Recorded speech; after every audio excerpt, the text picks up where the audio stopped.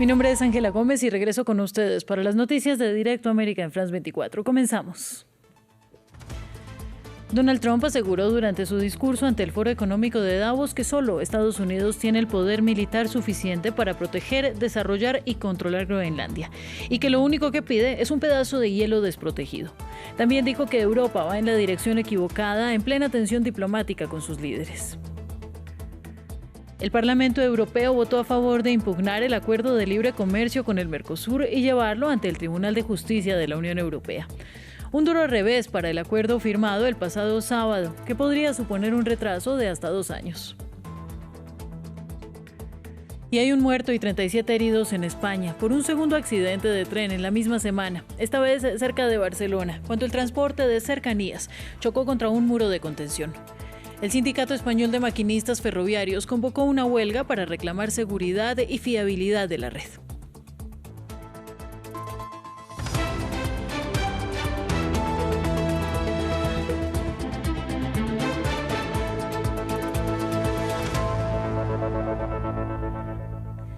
Comenzamos con el presidente estadounidense Donald Trump, quien aseguró en su discurso en Davos que su nación es la única capaz de garantizar la seguridad, el desarrollo y también el control de Groenlandia. Advirtió asimismo a los países europeos que van en la dirección equivocada. El mandatario estadounidense se reafirmó en que respeta a Groenlandia y Dinamarca y que, aunque no quiere utilizar la fuerza, su país debe controlar ese territorio. Tengo un profundo respeto por el pueblo de Groenlandia, así como por el pueblo de Dinamarca, un gran respeto. Pero cada aliado de la OTAN tiene una obligación de defender su propio territorio y el hecho es que ninguna nación o grupo de naciones está en ninguna posición de poder asegurar a Groenlandia distinta a los Estados Unidos. Somos un gran poder, mucho mayor de lo que la gente realmente entiende. Creo que lo entendieron hace un par de semanas en Venezuela. Durante su discurso, el mandatario también tuvo palabras para su homólogo francés Emmanuel Macron, asegurando que le amenazó con más aranceles por los precios de los medicamentos. El mandatario francés tuvo ayer un discurso contundente contra las políticas de Estados Unidos. Le dije, esta es la historia, Manuel. La respuesta es si usted va a hacerlo rápidamente. Y si no lo hace, yo voy a ponerle un arancel a 25% de cualquier cosa que usted venda en Estados Unidos. Un arancel 100% sobre sus vinos y champañas. Y eso es 10 veces más de lo que yo estoy pidiendo. Y usted va a hacerlo. Yo no quiero que eso sea público, pero puede que usted me obligue a hacerlo, ¿no, Donald? Yo lo voy a hacer. Yo lo voy a hacer. Me requirió en promedio 3 minutos. Lo mismo pasó. Todo el mundo decía, no, lo voy a hacer. Usted me está pidiendo que duplique el costo de las medicinas. Yo estoy diciendo sí, porque usted nos ha estado jodiendo. También desde Davos, previamente, la presidenta de la Comisión Europea, Ursula von der Leyen, prometió una respuesta firme a las amenazas del presidente estadounidense de apoderarse de Groenlandia. La alemana reiteró que el bloque y Estados Unidos comparten intereses en la defensa, aunque el poderío militar de Europa depende en buena medida de las armas estadounidenses.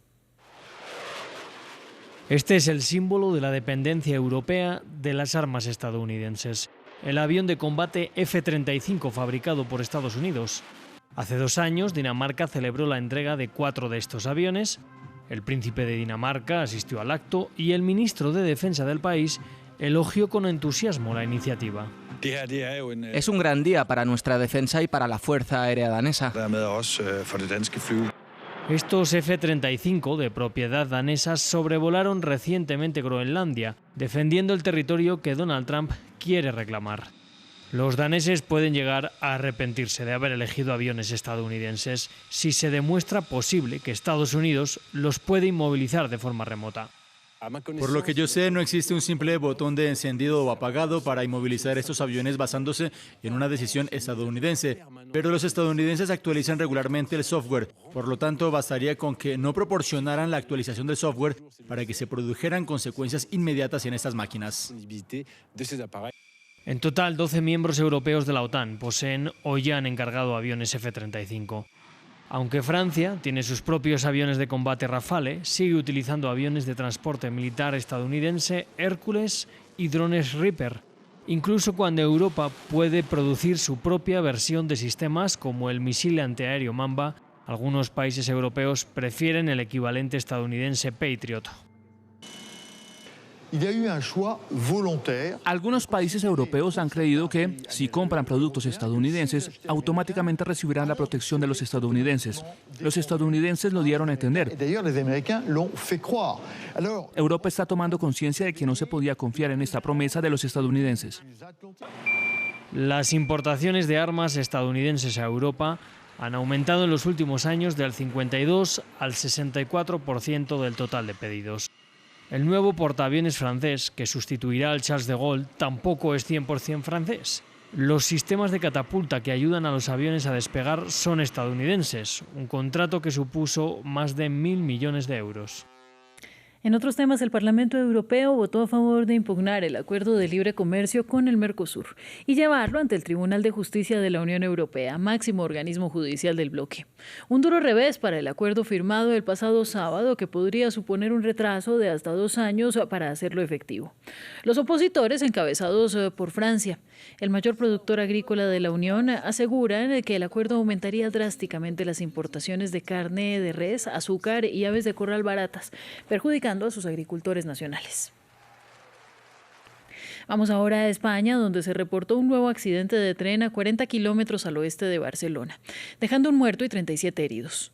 El tren de cercanías chocó contra un muro de contención que se había derrumbado sobre las vías. Noticia que llegó 3 días después del choque entre 2 trenes en el sur de España el domingo. El sindicato de maquinistas ferroviarios convocó una huelga. Y nuestra corresponsal, Elis Gassengel, nos amplía.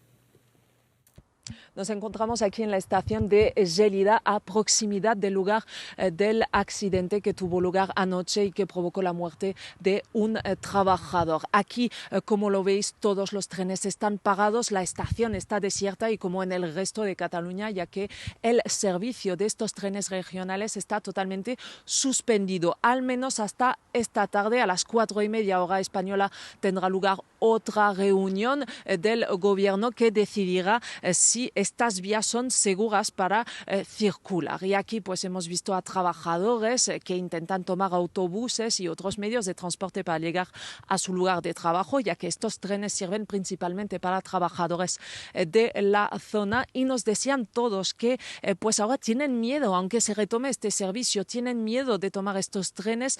Todos también tienen en mente el accidente trágico de Adamuz y dicen que el gobierno, las autoridades tienen que pues tranquilizar a la población y asegurar que las infraestructuras están seguras, y esto pese a las declaraciones de Óscar Puente, el ministro de Transporte, quien pues declaró esta mañana que este accidente de tren en Cataluña no tiene nada que ver con las infraestructuras. Según él, dice que esto fue debido a causas meteorológicas que pues con estas lluvias intensas en Cataluña hizo que se derrumbara un muro de contención a las vías y esto provocó el descarrilamiento del tren, pero de momento estas declaraciones no sirven para tranquilizar a la población de Gelida.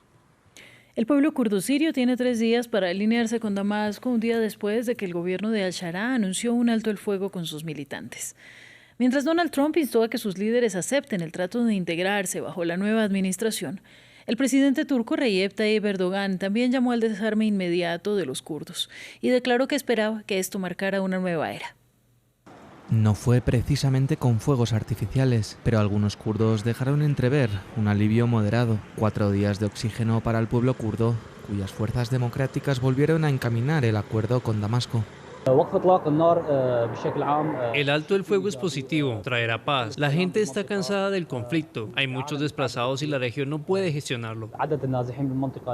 Un noreste que hace pocas semanas estaba ampliamente controlado por las fuerzas kurdas y que ahora yace bajo dominio del Estado central. El líder de facto sirio ofreció el año pasado el reconocimiento kurdo como parte de la Constitución, pero a cambio los kurdos deben alinearse con el gobierno, motivo de discordia para muchas facciones kurdas que continúan luchando por el proyecto de Rojava. Para muchos, dejar de escuchar disparos es lo único que importa.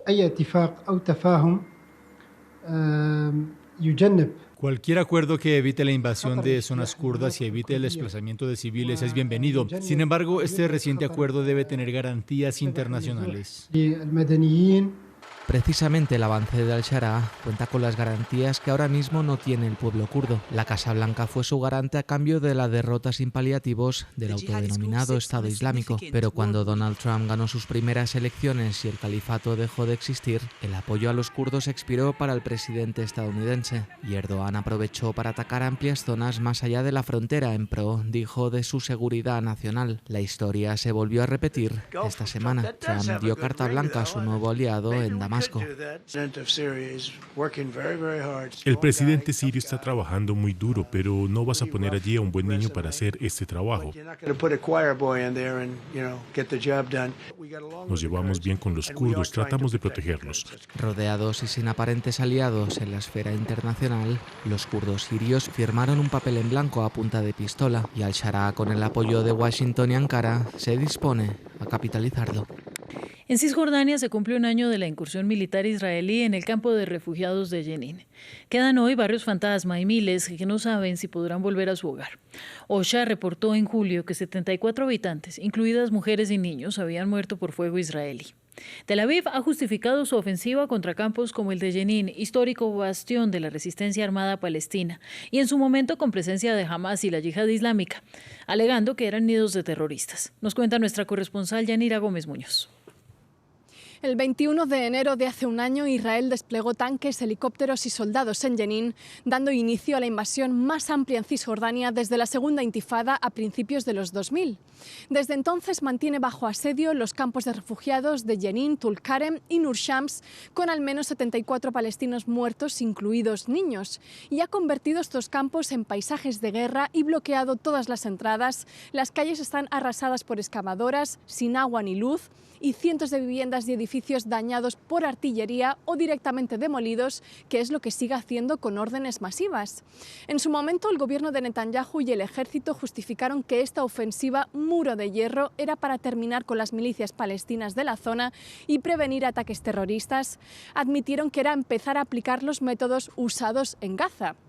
Sin embargo, los combates, primero con la autoridad palestina y luego con Israel, duraron pocas semanas. Lo que sí perdura es el desplazamiento de más de 32.000 habitantes. El ejército israelí los echó por la fuerza con lo opuesto, dividiendo a familias y afectando su economía. En los mejores casos han estado un año hacinados en casas de allegados y en los peores en escuelas, refugio o entidades caritativas, preguntándose cuándo podrán volver y aludiendo a la Nakba del 48. De hecho, este es el mayor éxodo de civiles en Cisjordania desde que Israel la ocupó en el 67 y, como hemos verificado varias veces, intentar entrar en estos campos es arriesgarse a recibir un tiro de francotiradores israelíes que se han instalado en las casas. En este contexto, en noviembre, Human Rights Watch acusó a Israel de también estar cometiendo allí crímenes de guerra y contra la humanidad. Las autoridades locales acusan que está intentando borrar el estatus de refugiados y el derecho al retorno de los palestinos. Las fuerzas israelíes confirman a su vez que su invasión continuará. Y un tribunal de Corea del Sur condenó este miércoles al ex primer ministro Ahn Duk-soo a 23 años de prisión por cargos que incluyen la insurrección relacionada con la declaración de ley marcial del expresidente Yoon Suk-yeol en diciembre de 2024.